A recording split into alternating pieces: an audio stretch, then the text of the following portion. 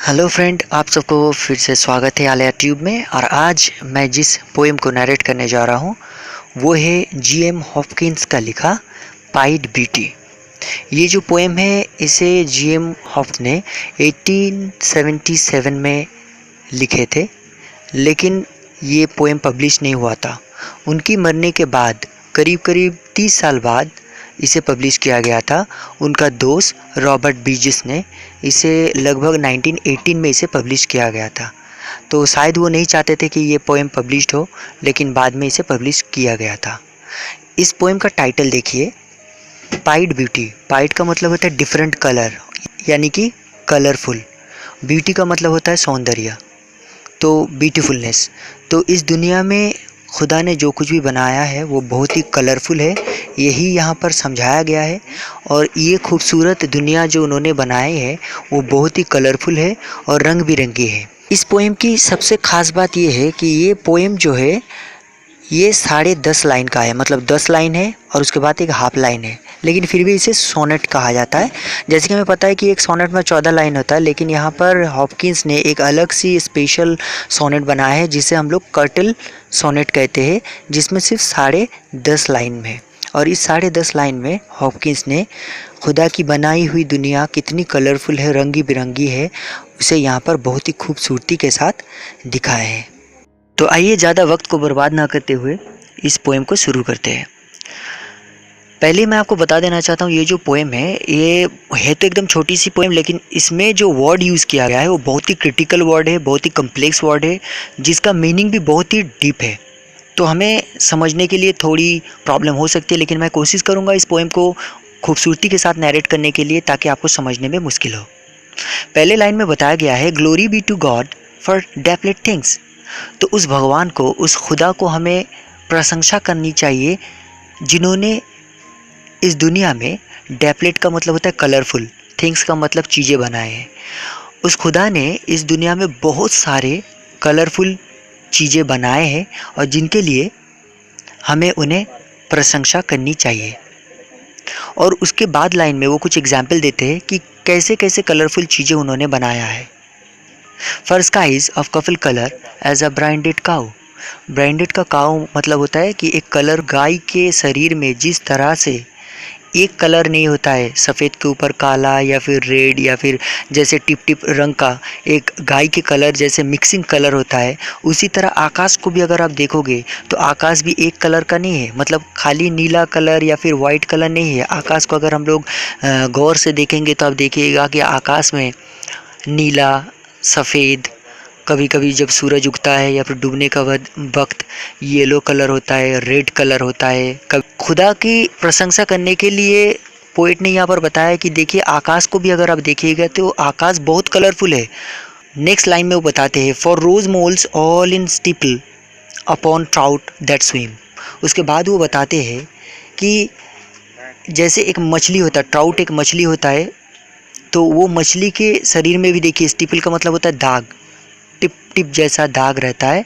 किस तरह से रोज मोल्स, रोज़ का मतलब होता है गुलाब, और मोल्स को यहाँ पर जैसे गाल में तिल रहता है उस तरह से यहाँ पर दिखाया गया है कि उस मछली के, ट्राउट मछली के शरीर में भी अगर आप देखोगे तो बहुत सारे कलरफुल रेड मोल्स, रोज़ मोल्स की तरह, मतलब रेड कलर का उसमें स्टिप रहता है, स्टिपल रहता है।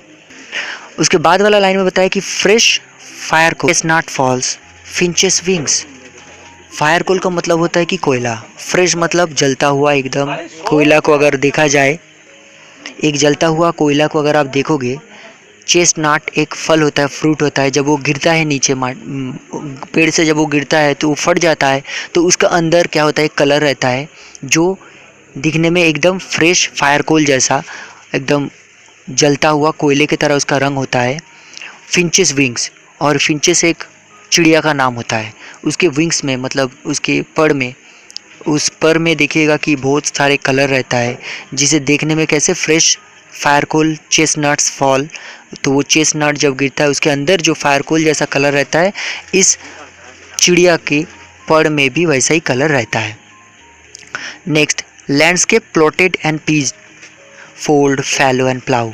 अगर आप ज़मीन को भी देखोगे तो बहुत ही खूबसूरती के साथ ज़मीन को भी बनाया है। ज़मीन एक जैसा नहीं है, कहीं पर देखोगे आप ज़मीन जो है उतार चढ़ाव रहता है, कहीं पर देखोगे कि फोल्ड किया हुआ है ज़मीन, कहीं पर देखिएगा कि उपजाऊ ज़मीन नहीं है, कहीं पर देखिएगा तो बहुत ही उपजाऊ ज़मीन है। तो ज़मीन को भी अगर आप देखोगे इसे पीस करके प्लॉट करके बनाया गया है। और नेक्स्ट लाइन में पोइट बता रहे हैं and all trades their gear and tackle and trim. और जितने सारे आप ट्रेड्स का मतलब होता है यहाँ बिजनेस देखोगे उसमें भी जो सारे ठीक है जो मशीन्स होते हैं वो भी एक रंग का नहीं होता या एक तरीके का नहीं होता है। अलग अलग काम के लिए अलग अलग मशीनरीज यूज़ किया जाता है। जो कोई कुछ मशीन अगर देखोगे आप तो अलग दिखने में है, और कुछ मशीन देखोगे तो वो अलग दिखने में है, कोई बड़ा है तो कोई छोटा है। तो इसमें भी आप देखोगे तो बहुत तरीके का जो मशीनरीज होता है उसको यूज़ किया जाता है। नेक्स्ट लाइन में बताते हैं all things counter original spare strange. जितने सारे चीज़ें दुनिया में खुदा ने बनाया है वो सारे के सारे अगर आप इकट्ठा करके सोचने की कोशिश करो तो देखोगे सबका एक अपना नज़रिया है, सब कोई ओरिजिनल है। और स्पेयर का मतलब होता है ज़्यादा, मतलब एक्सेस। तो आपको शायद स्ट्रेंज लग सकता है, आपको लगे कि ये बेकार है, इसका कोई काम नहीं है, ये किस चीज़ के लिए बनाया गया, लेकिन ऊपर वाले को पता है कि कौन सा चीज़ किस काम के लिए रखा गया है। तो सारे के सारे चीज़ ऑल थिंग्स काउंटर, अगर आप सब चीज़ को अगर इकट्ठा करके अगर सोचने की कोशिश करो या देखो तो सब कोई ओरिजिनल है। काउंटर मतलब उसका अपना एक ओहदा है। एक्सेस लगे या स्ट्रेंज आपको दिखने में अद्भुत लगे, लेकिन सबका एक अपना अपना जो ओरिजिनलिटी है उसके ऊपर डिपेंड करके उसको बनाया गया है, और हर कोई चीज़ का एक अपना ओहदा है। नेक्स्ट लाइन में बताते हैं whatever is fickle freckled, bracket में बताया गया है हु नोज हाउ। किसको पता है किस चीज़ के लिए किस चीज़ को बनाया गया है। आपको लग सकता है वॉट एवर इज़ फिकल, आपको लग सकता है ये चीज़ बेकार है। फ्रिकल्ड मतलब जिसका कोई काम नहीं है, लेकिन खुदा ने जिस चीज़ को बनाया है उसका यूज़फुलनेस आप या हम शायद ना समझ सके। इसीलिए यहाँ पर एक क्वेश्चन किया गया है हु नोज हाउ, किसे पता किस लिए उस चीज़ को बनाया गया है। विथ स्विफ्ट स्लो स्वीट सावा एट डेजल डिम। यहाँ पर देखिए कितनी खूबसूरती के साथ पोइट ने कंपेयर किया है। स्वीट का मतलब होता है तेज, स्लो का मतलब होता है धीमा, मतलब आहिस्ता। स्वीट का मतलब मीठा, सावर का मतलब खट्टा। डेजल का मतलब होता है कि जो जिसका रोशनी ज़्यादा होता है। डिम का मतलब होता है जिसका रोशनी धीमा होता है। यहाँ पर देखिए कंपेयर किया गया है तेज के साथ स्लो का, स्वीट के साथ सावर का। इसका मतलब ये है कि पोएट यहाँ पर बताना चाहता है कि हर चीज़ की अहमियत है। तेज़ चीज़ का अलग सा अहमियत है, उसे बनाया गया है, स्लो भी बनाया गया है। तो ने ऊपर वाले ने कितना कलरफुली हर चीज़ के साथ हर चीज़ को एग्जैक्ट बनाया है, उसका ऑपोजिट भी बनाया है, ताकि हमें पता चले। आपको जब तक दुख नहीं होगा सुख के बारे में आपको पता नहीं चल सकता है। जब तक आप अच्छी चीज़ नहीं देखोगे तो बुरी चीज़ के बारे में आपको पता नहीं चलेगा। बुराई के साथ अच्छाई रहे तभी उसका वैल्यू जो है वो आपको पता चलेगा। और लास्ट लाइन में पोएट बताते हैं he fathers forth whose beauty is past change. He का मतलब यहाँ पर खुदा को बताया गया है, गॉड को बताया गया है। तो जो खुदा है वो फादर से, और उसका ब्यूटी कभी चेंज नहीं है, ना आगे कभी चेंज होगा और ना कभी चेंज हुआ था। जिसने इस खूबसूरत रंग बिरंगी दुनिया को हर चीज़ को बनाया है वो अनचेंज है, उसे कभी कोई बदल नहीं सकता, वो कभी बदलेगा नहीं। उसका जो सौंदर्य है, ब्यूटी है, वो हमेशा अमर है, और उसका जो कलर है, जो ब्यूटीनेस है, वो हमेशा वैसा ही रहेगा। Praise him. इसलिए हमें खुदा को प्रशंसा करनी चाहिए जिसने इतनी खूबसूरत दुनिया को बनाए है और इतनी कलरफुल रंग बिरंगी चीज़ों को इस दुनिया में हमें गिफ्ट किया है। उनका प्रशंसा करनी चाहिए।